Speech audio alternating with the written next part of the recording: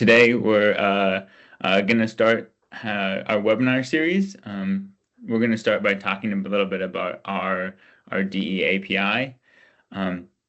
And this is going to be kind of the, a first step. We're also going to record this so that if you have any questions later, you can go back and go through this at kind of your own pace. If you want to go through some of these examples on a microscope, that's totally that's encouraged as well.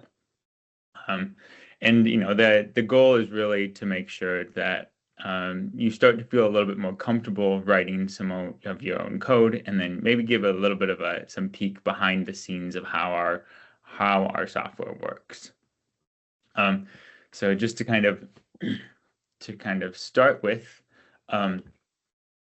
I'd like to have a slight disclaimer before we get a little bit too far.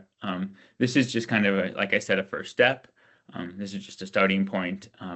We'll probably have a couple more of these webinars, and one of the things that after this webinar, we'll send out a poll and see kind of what worked, what didn't, and what people would be interested in learning about. What this webinar is not is like a deep dive into getting the best performance, integrating really tightly with our cameras, and then a thorough discussion of how to process kind of every single frame. I think there are a lot of people who are very interested in how you can basically process every single frame. And I think the reality is that that's a much more difficult thing to do, and we'll kind of discuss the reasons why. But it's also something that I think is that people do want to get to that point. And so that's something we're working on. And if you'd like to, you can always reach out, and we can have a much more in-depth discussion.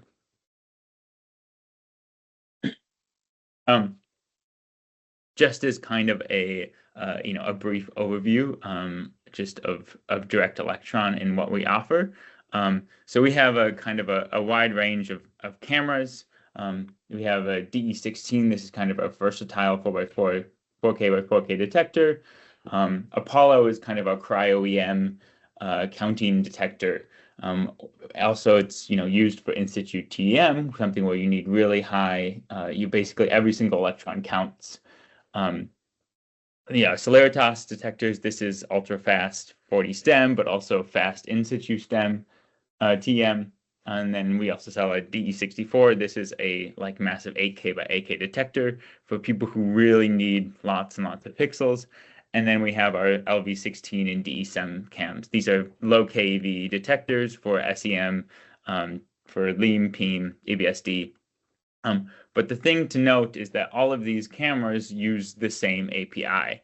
And so basically, if you write basically the same API that controls the Celeritas camera will also control the Apollo and all of these different. So because even though we have quite a few different, the people on this call, are interested in a lot of different things, a lot of these should be applicable. So let's talk a little bit about how, a little bit behind the scenes. And so if we talk about, our code, we basically have two separate applications. I think if you've ever looked at the task manager that's running, you'll see a DE server application. That's usually the one that allocates something like 40 to 50 gigabytes of RAM, and then you have DE mission control. And the thing that I think is really important when we start talking about this is that if you're interested in using our API internally, it's the API that we give out is the same API that we use to control mission control. And so if you want to basically if you're interested more so in how this all works, there are basically two separate threads that are happening. When you start the camera, there's a synchronous thread, and for this is the kind of the holy thread. This is the one where if you talk to our lead software engineer, and you start to make changes to this synchronous process, it's really important that you don't make it any slower, because we have data coming in from the camera, it's getting processed, getting basically stored in a buffer in RAM, and then it's saved to disk. On the other hand, there's these asynchronous threads. These are basically, let's try and get an image every once in a while so we can get a nice updating display. And those threads aren't quite as holy. It doesn't matter if this is a little bit slower. What ends up happening is the display will be slightly slower, so you won't get it won't be updating quite as quickly. Kind of on that, a little bit over the top of that, there is a what we see is we get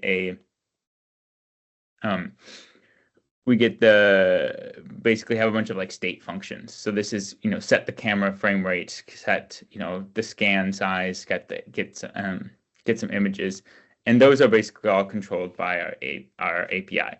And so we've got a bunch of different, kind of GUIs and applications that kind of will use our API. And what's important is that this is free and open, and if you are interested in writing your own software that extends and actually accesses our cameras and their API, you can do that yourself. We're very happy to kind of continue talking with you. But here today, what we're going to talk a little bit about is Python scripting, and this will also but a lot of these things are universally applicable. So if you want to do the same thing with C++, with C++ or C#, that's definitely okay. So this is kind of our, if you want us to talk a little bit about our hardware and software, most of our computers are semi-configurable. If you've ever looked at the specs of the computer that's running one of our cameras, you see that there's, usually it's a dual CPU. It's usually got like 48 to 90 cores. But for a lot of our processing is just used is done in the GPU, and so for us that means that it's basically buying the most expensive GPU that isn't export controlled, and putting that in most of those computers. What's also important is that we need to have a fast SSD. We basically are trying to, our cameras will basically send data out usually at around 4 gigabytes a second. And so we definitely need to be writing to disk in kind of a live fashion. And so in most of our computers, we'll have something like 100, 200 gigabytes of RAM. We'll allocate about 40 to 50 of that for a DE server. And so really what ends up, you can see right here, is we basically get about 10 seconds of acquisition before we really need to start dumping data to disk. And so if anything slows down in this pipeline, this is why that synchronous thread is so important, because the most important thing is don't drop frames. People get very frustrated, and understandably so, if they are acquiring data and the data isn't there. And so for us, our software kind of mantra is, don't drop any frames. Anything else is secondary. And so kind of any other thing that you might be doing kind of gets pushed to a lower priority. And so this kind of, if you'd like to do kind of this, you're trying to process every frames, that's where, the things that we've been looking into are things like adding a second computer, adding a second GPU, doing all of those things. But for the most part, what we're going to talk about here, like I said, is these asynchronous, basically trying to get a single image. And there's still a lot of powerful things that you can do with this. So as far as our APIs go, under the hood, they're basically the same, but we've basically have 3 different APIs. We have a Python API, a C++, and then a C# API. We're going to talk about the Python API, but a lot of the things that can be done, basically everything that can be done with the Python API can be done on the C++ and the C# API. The benefit of the Python one is there's kind of some more. It's meant to be more of a scripting language in the sense of that you can do a lot more visualization at the same time. So but the basic idea is kind of the same. You basically have a TCP connection. We set up it so that there's the DE server, the API, there's a connection. You ask on the API, you say, okay, what's the frame rate? You send a packet over some link. DE server does some, asks internally, okay, what's the frame rate? And then it will send that packet back, and then you'll get a response over here. So this is generally fairly fast. What I will say is that this can be done internally, and so you can just basically be asking you can have a TCP connection basically within the same computer, but it also can be done externally. So this could be a second computer over here, and then connect it over some Ethernet connection. In that case, it's going to be slightly slower because you've got the extra network association. Internally, the thing that we do is that, so let's say that this TCP connection, so let's say that we're on the same computer, then this TCP connection starts to become a little bit of a limitation. And so what instead we can do is we can just basically open up some shared memory and then say, okay, give me something like the pack bed pattern, and then we'll send back something like, okay, go and look at this shared memory location. I've put it here, and then it will go and it will grab that memory location, which is slightly faster. And that's kind of how we get to the point of having a display that's fast and you can update. So for the rest of this, I'm going to move into kind of using something called Jupyter Notebooks, and really the reason why I at least tend to use these is because so if you want to do things in the mission control, the thing that I like is that it's a fast and responsive GUI. There's a lot of we've spent a lot of time trying to make sure so that we can plot things nicely, and there's lots of really nice tools. We have designed workflows and visualizations tools, and it's tested. It's mostly bug-free. I think always there might be some, but we've spent a lot of time and we've had really good efforts into making sure that this is not something that's going to cause some errors. But there's some things that it does have some limitations, mainly that sometimes it's difficult to reproduce. Sometimes you might have some workflow where you're trying to do some experiment, and then you go back and the next day you realize you didn't write down exactly what you did, exactly what camera settings you used. And the other thing is that you're kind of limited to operations within DEMC. And so for things like, let's say that you also want to be controlling the microscope at the same time through some scripts or something like that, that can be a limitation. On the other side of things, there's something like a custom script where people might write a lot of Python code, and these will be very reproducible and responsive. What's nice about them is you could just run it and then go away for an hour, come back, and it'll have finished.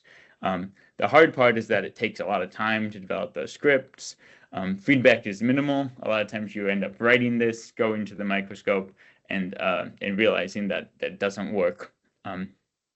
Other thing is that it's hard to kind of do this visualization. And so the Jupyter Notebooks, what they kind of offer is a bit of a middle ground. So ideally there's some less time to develop a script, there's more feedback, there's some embedded visualization, and you can integrate open source and custom software. It also includes the ability to do inline notes using Markdown. So there's now we're going to kind of move into this live demo. And so, if anything that's live demo coding, it's, there's going to be some issues at some point in time. But the nice thing is that it kind of shows that, how can you work through and how can you, if you were trying to do this yourself, you'd have a little bit of the same experience. So yeah, don't be afraid to ask questions. We have a Slack channel that I should be somewhat monitoring. So if you have, I have it up on a separate screen, and so if you want to, you can ask questions there. You can also, if you want to, you can ask questions within the chat, and I'll try and keep up there. But even after this webinar, this Slack channel is kind of designed to be a place where you can ask some of these questions and get some more in-depth feedback. There's also a lot of really great online open source communities. So I just kind of listed a couple of them there.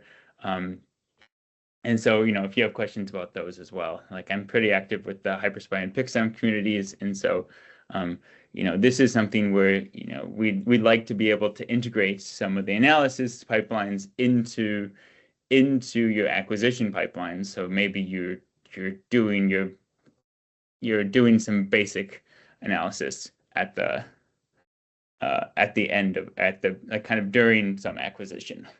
Okay, let's move, and I will share my screen.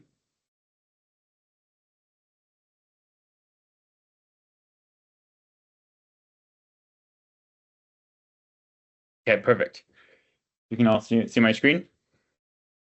Yes. Yes, sir.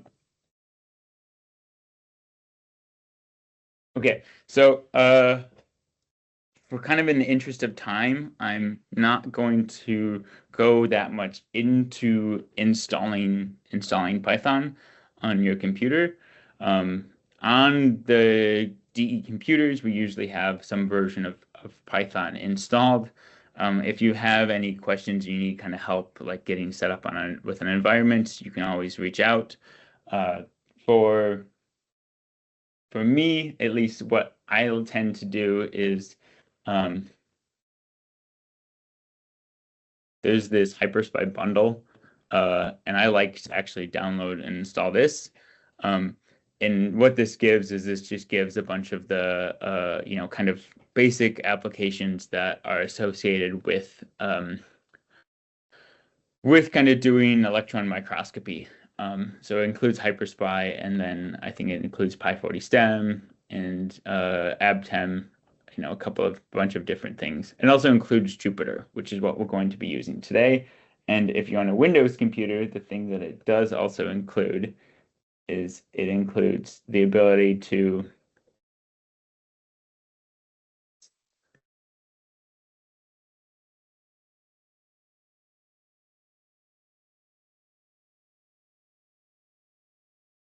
do something like this. So it gives you some context methods here, so some context actions. So what it gives is this Jupyter Lab button here. And so what I can do is I can click that, and that will open Jupyter Lab. Otherwise, what we can do is we could go into, we could open up like command prompt, or sometimes you have Anaconda prompts, or Mamba. There's a bunch of different flavors of this. And what this will do is this will open up a Jupyter notebook. So Jupyter notebooks run in your web browser. So let's start here. Okay. So this is, normally what you'd see is something like this. You see this launcher kind of when you start running. If you had some notebook opened up before, that will show up. But here, I'm going to share these later. So I'll share them in the Slack channel, and then we'll send them out to all of the attendees later. But what this is just kind of a getting started notebook. Hopefully this will, let me restart this.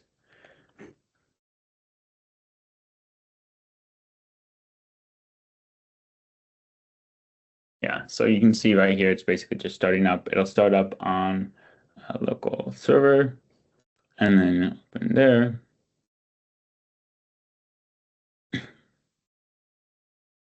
So let's make this a little bigger.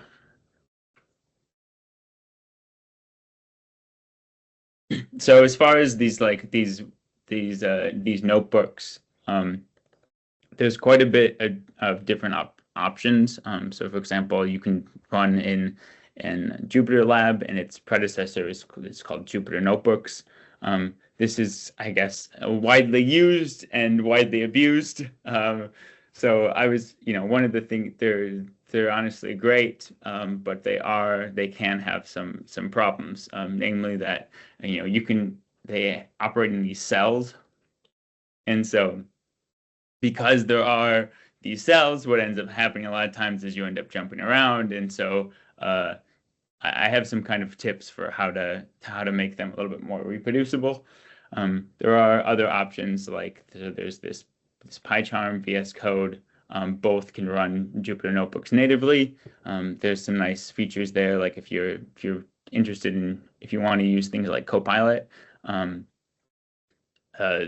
it's really nice to run them inside of an editor like this, just because Jupyter doesn't have, it's harder to get set up and get those autocomplete things to work with kind of like an AI generation. There is a next generation notebook called Merimo. That's kind of an improvement on Jupyter Lab, but it's just newer, and so it has slightly less support. And all of these there's some useful basic shortcuts. And so the idea is that if you do Command or Shift Enter, Command Enter, that will execute a cell. If you use arrow keys, you'll navigate between a cell. If you press B, so if we press B, it'll create a cell below it. If we press D twice, it will delete it. If we press A, it will create a cell above it, and stuff like that. So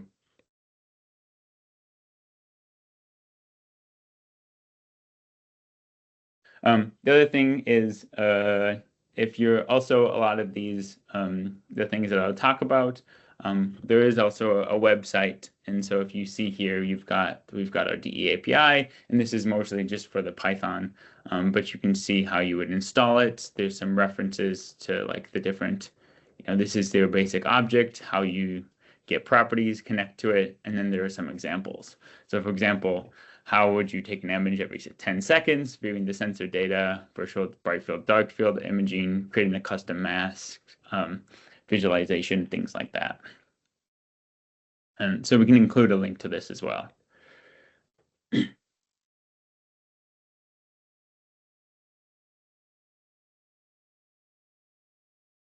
there we go. This is the one that I see, the unfilled one. So right now what I've done is I have started up mission control. So you can see mission control is running here. We've got kind of our different tabs, imaging, 40 STEM. We've got an in situ tab as well. It's not connected to a microscope, so we have some fake data sets. But this is just something that we can do. So here I've got this droplet crystallization scan. This is just scanning. We're going to look at some droplets crystallizing. So what we can do first is we can import DE API. If you wanted to download this, you can actually download it inside of a Jupyter Notebook using pip. So you can install pip install DE API. I'm not going to run it because it will go, and it will just go to, there's PyPy is where these packages are hosted, and it will just download it. And really that's all you need to do to get started. As long as you run this pip install DE API, then it will be added to whatever your Python environment is.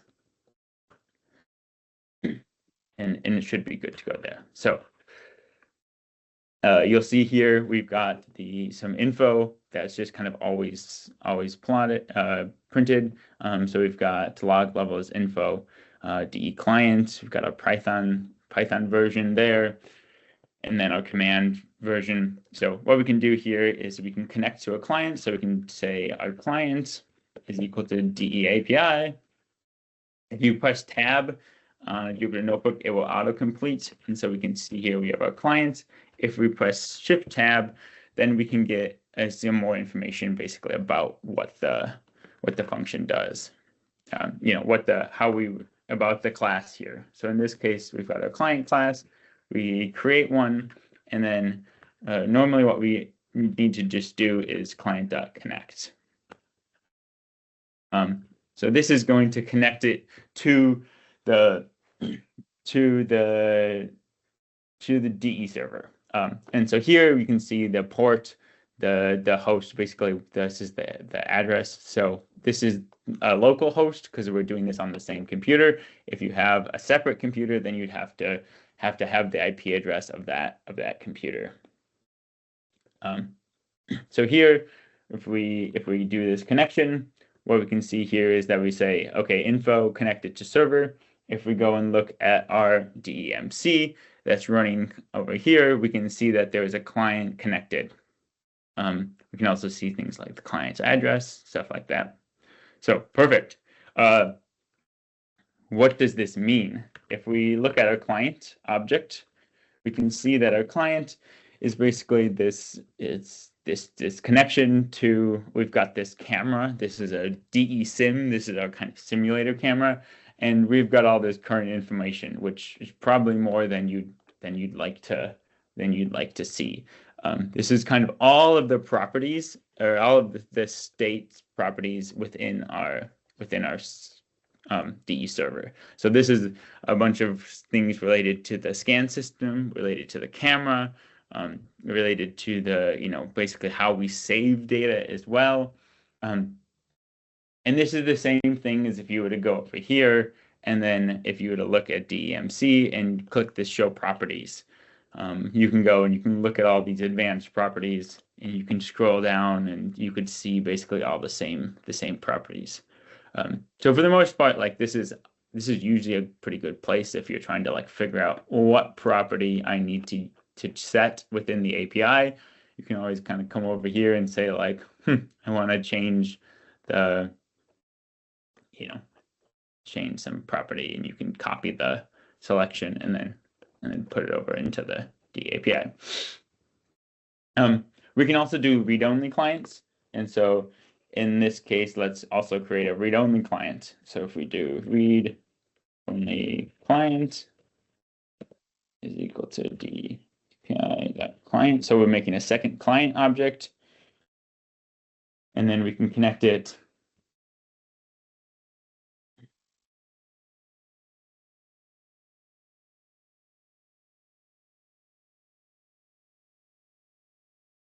and let's see. So we can do, in this case, we can say port is equal to 13241, and read only is equal to true.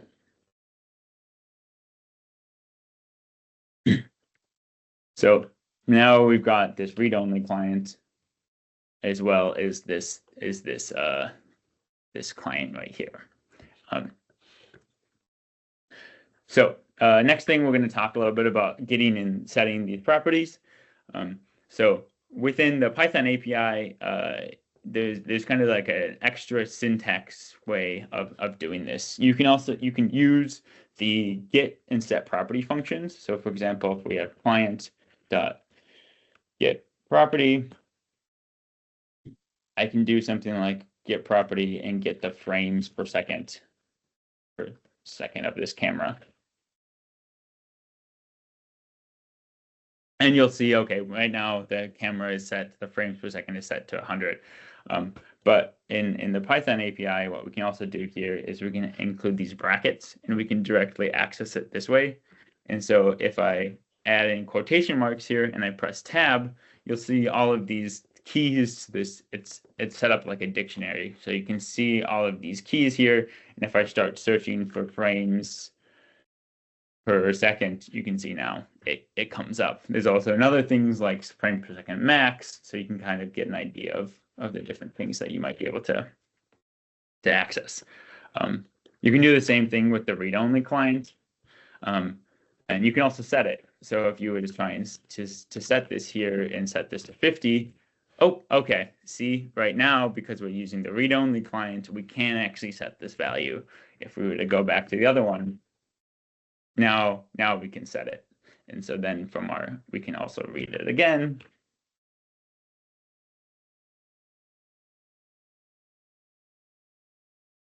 And we can see now it's set to 50.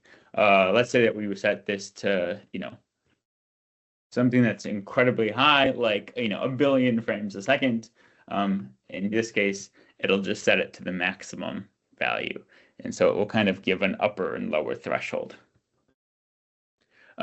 Okay, so in this case, because we're on a simulator, because we usually will have information from the instrument, from the microscope. Because we're on a simulator, there is no connected microscope, and so you can see here, if we were to basically read out these values,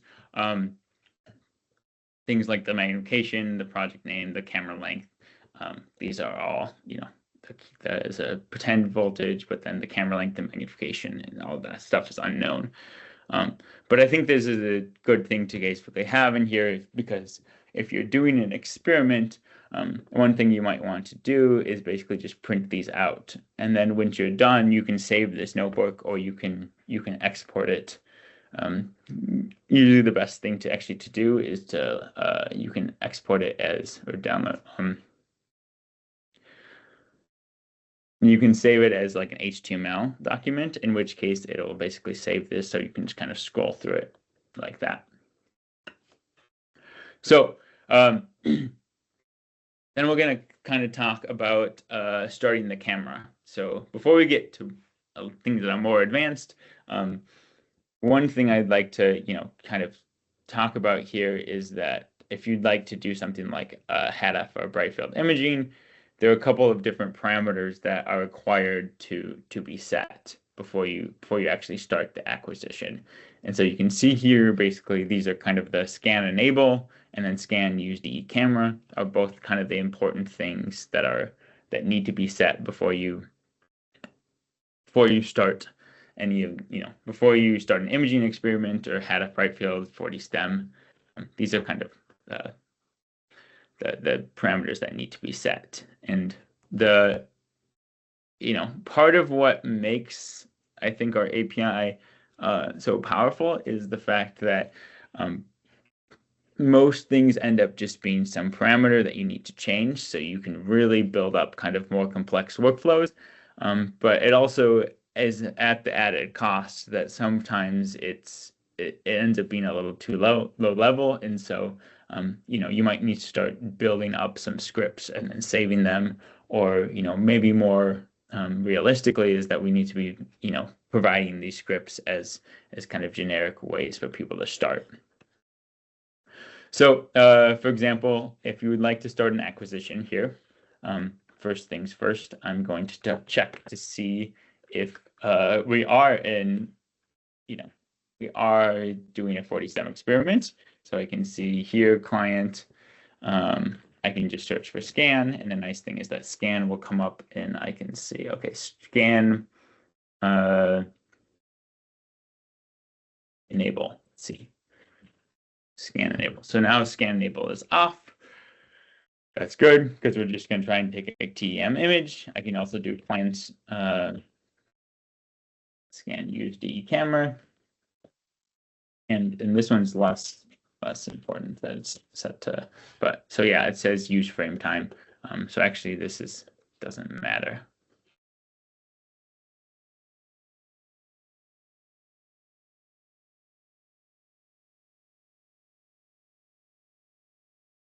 So here, what we can do is we've got a bunch of different functions with our client. So if we do client and we do dot, this dot is basically saying do some function associated with our client object. We can just start typing. And so here, if we do start and say start acquisition, And if we do Shift Tab, we can see the documentation, basically start acquiring images, make sure our properties are set to desired values. Basically are going to say number of acquisitions. Basically, in this case, we're going to do 10. And we're going to start acquiring some frames. And so what we can see here is that if we do this, we can say, are we acquiring? And we can just have this, there's this flag client.acquiring.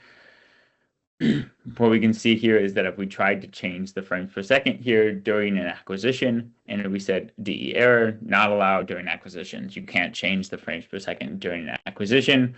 And then we stop the acquisition right here using the stop acquisition, and then now are we acquiring is set to false. And so this client.acquiring is kind of a nice way to basically test to see whether or not like is something happening, is the camera operating. You can also do things like basically this function is just doing it's basically getting the property of the acquisition status. In this case, yeah, you can see that it stopped, but it's just saying, is this acquisition acquired status acquiring or not? So we did a small acquisition here. Let's try and get the result. So there's this get result function. That's the other thing that you'll end up kind of interacting with a lot, this get result. And I can just call, you can see, okay, it has no get result. I spelled it wrong. So now we can get this result object. And so you see here, it's a result object. It's an image. It's the shape of 128 by 128. In this case, we're only reading out the 128 by 128 pixels. It's a 16-bit integer. We can look at things like the electrons per pixels. Is it finished? It has a histogram. And so if we actually look at the result here, we can save the result as a Python object. And so we can see that the result has a couple of different attributes. So we have an image. So this is just our array. It's just a NumPy array. We can have a histogram. We can see this is like the histogram. We can see the you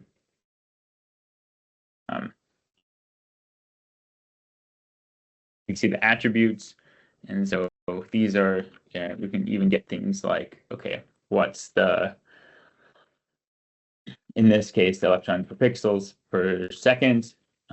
It's not a valid value because it's a simulator, but you can see also all of these things will be basically filled out when you're when you're on a real camera or something like that. We can also just plot it. So we just do this plot function. What this will do is this will use matplotlib, which is kind of like a basic, it's a basic Python plotting function. And you can see here, okay, it's mostly just a zero beam, and there's maybe some little noise out here, and we'll deal with this a little bit later. You can see the kind of the histogram, and then we can see we've got a linear. This is just the color, the stretch type basically applied to it. So if we remember back from our presentation, this is all just this asynchronous thread. We can also get different values here. So by default, this get result function, you can see this frame type. It'll get just the single frame integrated. But there's lots of other things, like you can get the sum total, you can get the external images, you can get some virtual images, you can change basically what pixel format this you would like, as well as define some attributes. And what's interesting here is that, okay, so for example here we can get the first frame, and then we can get the sum of all frames. In this case, that aren't that different. Just because we only took a couple of different frames. But if we kind of want to go on to this point of displaying some live data, then we can also kind of adjust our things like, so here we've got a we can adjust things like the stretch type. So here, let's say we wanted to get a high contrast image. What we can do is we can do stretch type is equal to high contrast. And so now we have this, we basically add a plot, we get the result, and then we add it through this IMShow function right here. And what we can get is we get this high contrast, this nice, and basically the thing that's nice is that this is being done on the server side. So it's being done on the GPU rather than being done on your local computer, or sorry, on the Python process.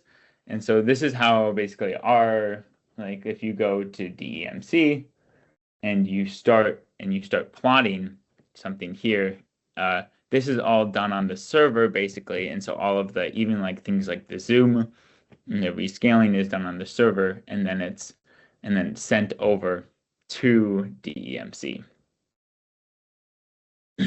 So let's kind of skip ahead and then talk a little bit about let's try and build up maybe a more complicated function.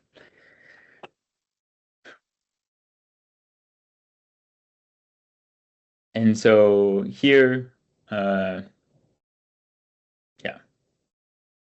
what we're going to do is we're going to take this image that we have here. I can make this into kind of a live view of the sensor.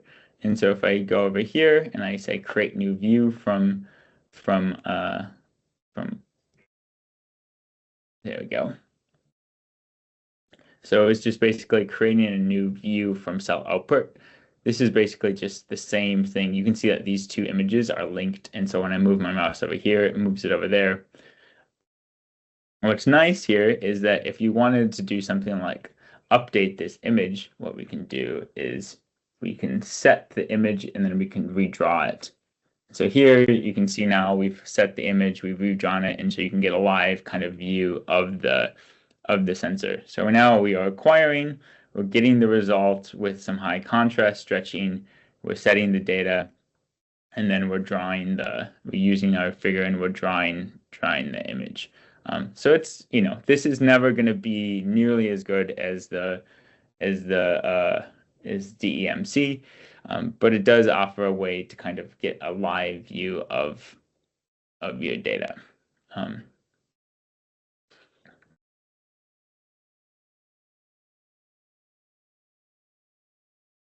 In this case, it's just running in a continuous loop. Sometimes this doesn't quite work. You can see now I've got a whole bunch of, I just stopped it, so I added a bunch of, let's see, still acquiring, stop acquisition. So I can stop the acquisition here, and it'll stop it. When I just clicked the stop button right here, it stopped the Python process. And so what it did here is it basically, it stopped it from doing this continual update of this view, which is why then it created a bunch of these errors that just basically jumped out. So in this case, we can make this function a little bit more, slightly more, instead of this, we can make a slightly more complicated function. So that's kind of what I've done here is we've actually included the ability to like have multiple images and to update multiple things there. So the next step is going to be thinking about how to create some more advanced scripts. And this is really when it starts to get to the point where you can create, something particular that might be useful to you to kind of repeat. So for here, for example, I've created a script that started TEM movie. In this case, I've made sure, okay, client scan enable is off. We'll set an adaptive ROI. This function right here is just a way of setting the sensor ROI. So in this case, we want a frame size of, this none, and none will just give you the maximum size of the detector. But it also, you can set it so it's just reading 128 by 128 pixels or 256 by 256 pixels. And the adaptive part of this ROI function is basically saying it's basically saying that you are it's first getting the it's first doing the most efficient way of rescaling the frame using some hardware, and then using software to kind of crop it down.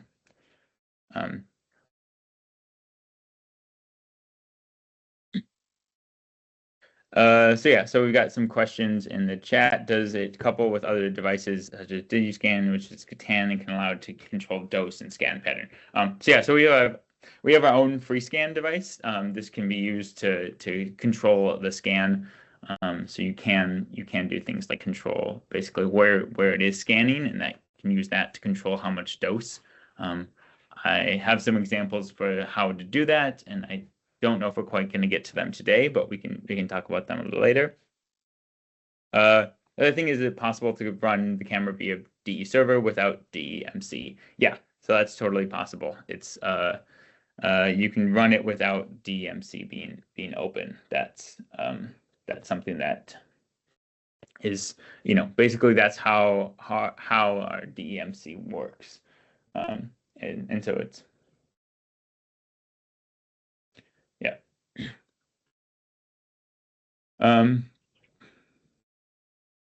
So let's talk through this function. Is basically, like you can see here, we're basically setting the exposure time, the frame time, things like the autosave directory, so we can just determine where it's going to be saved, whether or not we save the movie or not, and then we can whether or not we want to start the acquisition.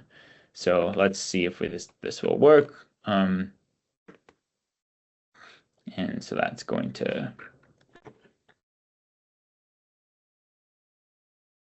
you can see here, I did not add in this.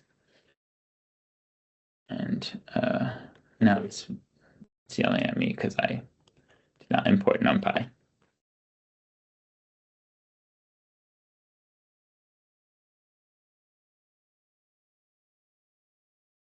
Yeah, so this is going to be, it's mad at me.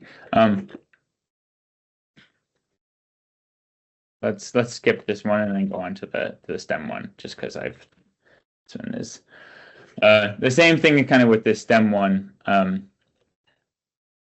that case, like it basically was working, but the stuff update thing, I hadn't updated this.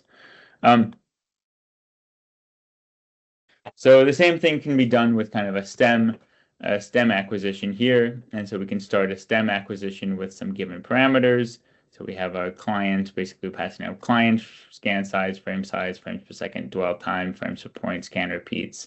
And what you can see here is whether or not we want to use the DE camera. This is going to be, if it says false, then it's going to be false is going to be a HADF. It's kind of like a false is just like a HADF bright field, and then it's using a DE camera, then you're going to be doing something more like a 40 stem scan. So yeah, this is going to be kind of a lot here. You can see that this function is a bit dense. And so, one thing that I wanted to note here is that this is probably a function that should be within the client class. But one thing that I like to do when I'm kind of doing things like this is to create a Python file like this. So here you can see I've copied this over to this DE helper functions file. And so you see here we have start stem acquisition. It's basically been copied over.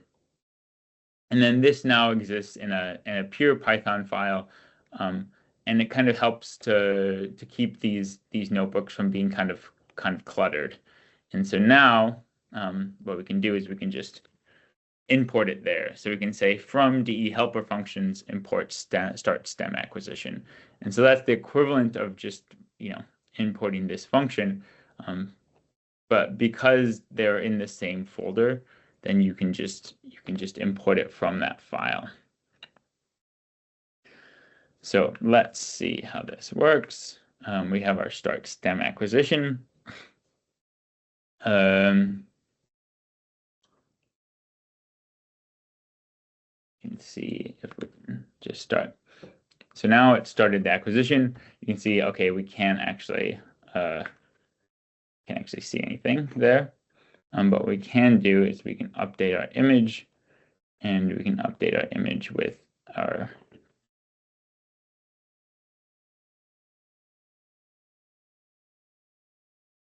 and update image.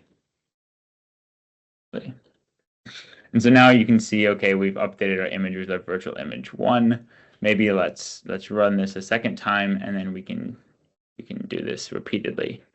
So now you can see we've got a scan, and then we've got, this is a repeated scan, and you can see this is just virtual image 1, and we've got these little crystals that are starting to form within our data set. And so this is, we can also look at, if you wanted to just see the, so we'll kind of move on from there into this second notebook quickly, and maybe this will just give you a slight overview of, in the last like 5 to 10 minutes, I can show you a little bit of what is possible here. So at the end, we can also disconnect. So you can see we disconnect. If we look at DEMC, we can see that we've disconnected all of from the client. The client is disconnected. So we'll go over to a second notebook, which is more about the kind of automation. And I think what's going to end up happening is that we'll have a kind of next webinar, which will go more in detail into how to do this automation and build some more automation tools. But this notebook is really designed based on some work that I was doing in my PhD and things that I wanted to do. So for example, in this cases, I had these droplets, and they were on some heating ship, and I didn't really care about this area right here, right? I only cared about the individual droplets. But the problem is that when you're doing something like a raster scan, you end up missing the important parts here. And so what you could think about is something like you could do a low resolution scan, identify the droplets, and then only scan over those particles. You could do things like drift collection kind of in time. So let's connect back to our client. We're going to define this function right here. This is basically, let me take a Boolean mask array and then change it into a list of scan positions. And so we can do this list of scan positions, and then we take from this list of scan positions and then create a custom scan pattern. Okay, yeah, we have a question, which is, does it matter which Python version is solved? The answer is mostly no. We're not going to be able to support things like Python 3.2 or something like that, just because it's outside of support. If there's a reason why you would need an older version of Python, let us know. But you can see here right now, 2026, we're starting to get to the end of life so Python 3.9 is out of security fix, and then Python 3.10 is starting to get to the end of life. So I'd recommend like Python 3.11 and above, just because it's, people stop supporting these. And at the end of the day, it's hard for us to support something like NumPy isn't supporting. Okay, so this function right here is just to, create from a mask. We're going to connect back to our client. In this case, we're going to create this dummy image here, and this is going to be 2 stacked above. I'm going to take this and create a new output for this cell, put it on the side of my computer here. And what we can do here is we can start a stem acquisition. And you'll see we have these three nanocrystals, each that are amorphous, and you can kind of see that amorphous. If I run this again, you can see that there's that amorphous halo. That was basically those three crystals, and then in the rest of this region, there's basically nothing. I can also just get the bright field image. So this is just from virtual image 1. In this case, if we actually look to see at our virtual detectors, you can see, okay, our virtual image 1 is not probably exactly set up correctly. We can put that over the top where we'd like it to be. And then we can run this again, and it will give us mostly the same thing.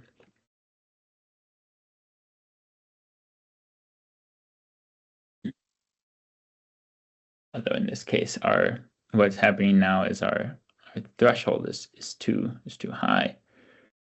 So this. Let me go back and change my virtual image so it's getting all the signal.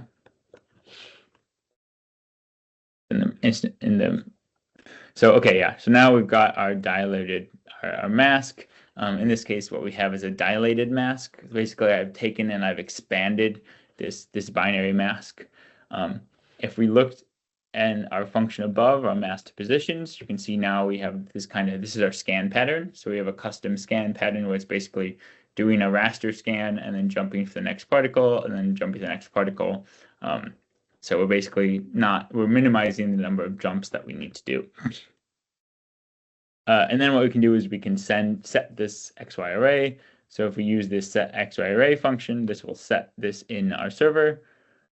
We could do something like set our scan repeats to 40. And then actually what we can do is we can kind of, because the updating within this Python server isn't quite as good as it is in DEMC, we can move over to DEMC and then we can just run this acquisition. And if we want to, we can do scan repeats is equal to 40, something like this. And it's just scanning over these droplets right here. And so the rest of it is, if we go and we add a high contrast, it's hard to see, but the scan time is significantly less than what it would be if we would not operating only over these droplets. And so as we scan, eventually what's going to happen is these are going to crystallize. And so instead of having a amorphous diffraction pattern here, you can see there start to be this darker region here, which is associated with these crystals forming. You see a diffraction pattern from a crystal kind of starting to form. And eventually they'll kind of eat up all of these droplets. So this is kind of what I was doing in my PhD, is doing a very similar experiment to this. So this is kind of we've reached the end of our hour, and so in the in the interest of time, I think we'll probably stop here.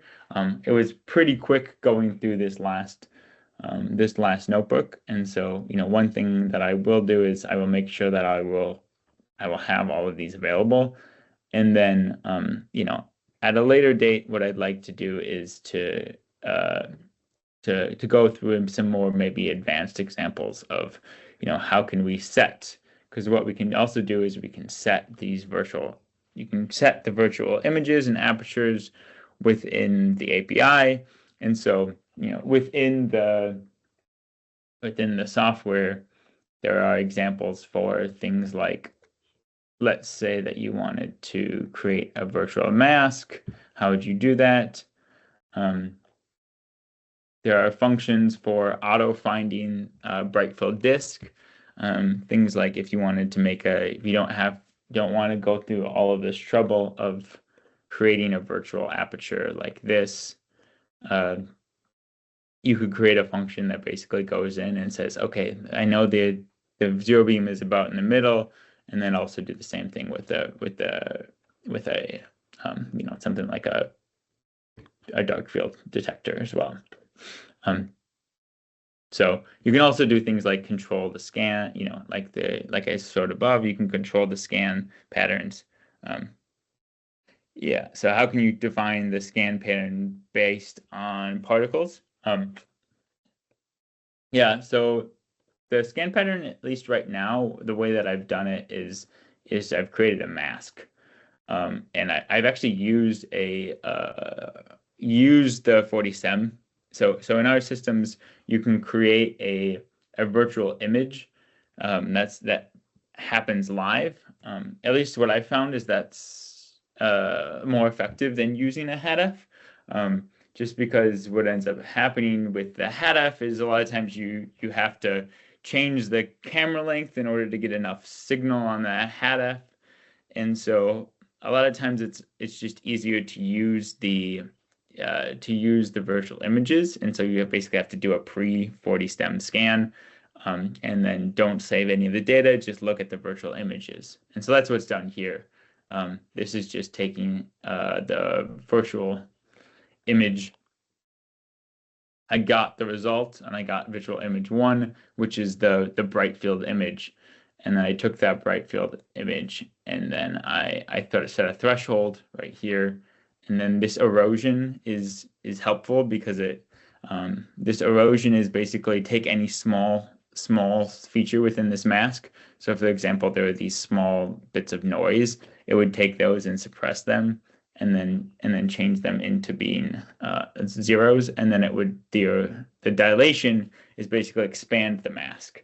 And so I'm basically taking anything that's smaller than 1 pixel, taking and putting to 0, and then I'm dilating, I'm taking and I'm adding 2 pixels. And so I could also take this dilation and make this dilation 5, and then you can see the dilated mask is now much bigger. And so this is the bright field image.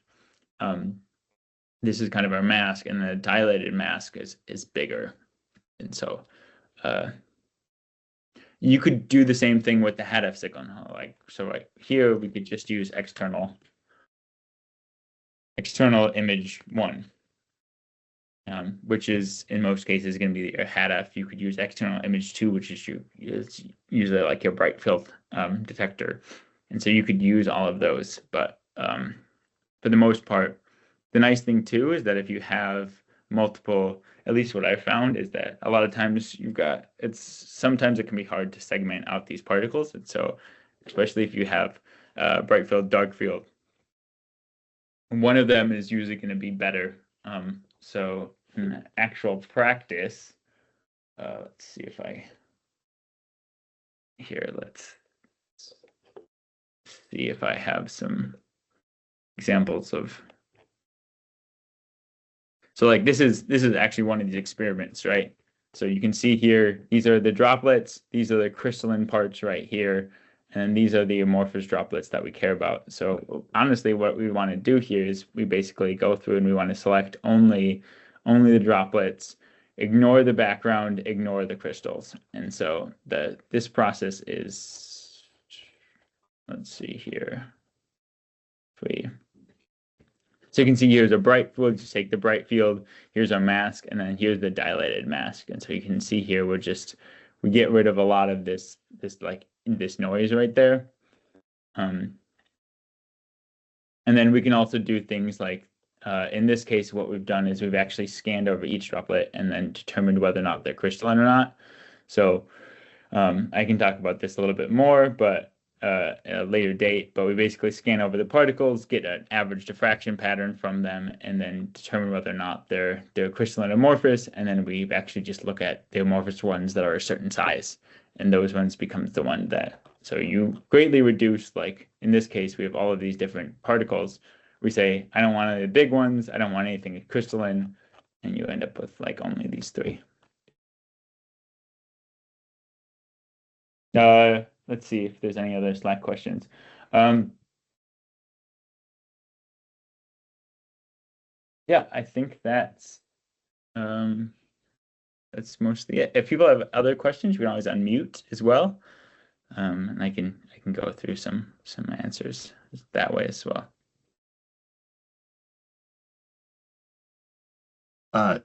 Just I think one question that came up a couple times is whether you have to use the DEMC GUI at the same time, or can you use it just the API by itself? Yeah, so you can use you can just use the API by itself. You don't need to have the DEMC open. And for the most part, I don't really recommend it. Like usually what I recommend is just like open it and then keep it on the dashboard if that's what you want to do. Just because, there are some tricks. So for example, if I move to this 40 stem tab, and I go to this acquire, it's going to enable, say scan is equal to enabled.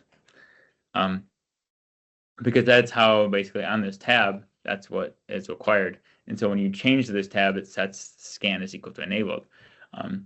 Same thing here, now scan is not enabled. And so if you've set this, if you kind of go back and forth, sometimes it can be a little bit complicated. The thing that's really hard to duplicate on a something like a notebook is like a very responsive display.